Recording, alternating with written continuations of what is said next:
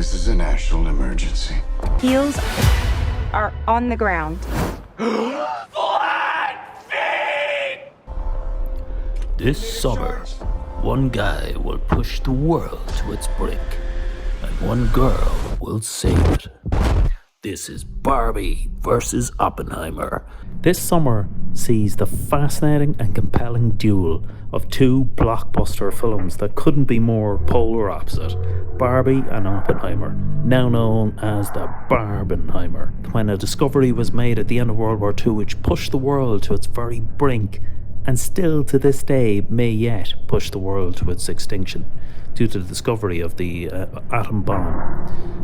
Couldn't be more bleak film starring Cillian Murphy versus Barbie, the ultimate escapism film with Margot Robbie in the lead role, escaping, frothy, frivolous, and possibly as light-hearted a topic as we possibly could get. Possibly an intertwining of the two stories, and seeing both films together will be the ultimate combination of two polar opposites, and possibly a fascinating combo in terms of seeing both films on the same day.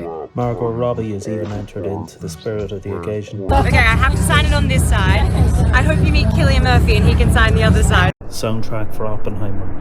Unlike, totally contrasting with Barbie, of course, is the scraping the Geiger counter, which picks up radiation and really adds to the bare tension of this film, which is a totally drained, colourless picture as opposed to Barbie, which couldn't be more flamboyant. Extroverted Margot Robbie is perfect for Barbie. We have a totally introverted Cillian Murphy, perfect corkman for playing Oppenheimer, quantum physicist and introverted mathematician.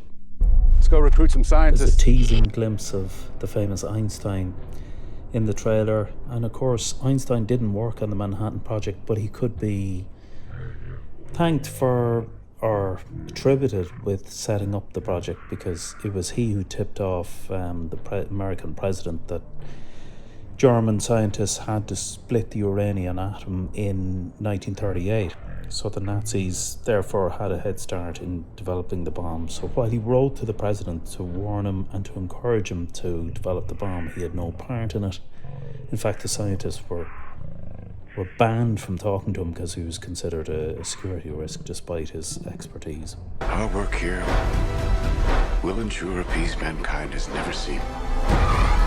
The hope around the development of the bomb was very paradoxical in that, as the quote goes, our work here will ensure a peace mankind has never seen. And the theory is, by raising the stakes so high that you have mutually assured destruction, that nobody would ever use it. And indeed, nobody ever did after the Americans dropped the bomb on Hiroshima and Nagasaki. And paradoxically, that is, in many ways, probably can be attributed to saving many lives and preventing lots of warfare, because the stakes were too high. So cool. And so to Barbie, the frothy, bubbly, pink film, which is the absolute antithesis to Oppenheimer. Or is it? This has no less than 3 trailers, and the trailer starts with this. It's not without its black humour when Barbie poses the question, what about, does anybody think of dying? Do you guys ever think about dying? So effectively, the same theme as Oppenheimer. The end of the world, everybody's work wiped out and everybody dies. Barbie is thinking the same as Oppenheimer, just in a slightly different way. Like Oppenheimer, Barbie sets out to try and find the truth about the universe. Not quite in the quantum physics sense, but this is a very, very weird nod to the Matrix, where instead of a blue and red pill, it's high heels versus flats. You can go back to your regular life, or you can know the truth about the universe.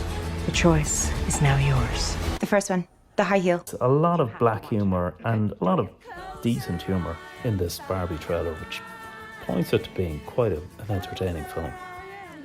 The overlap between the two films becomes abundantly clear.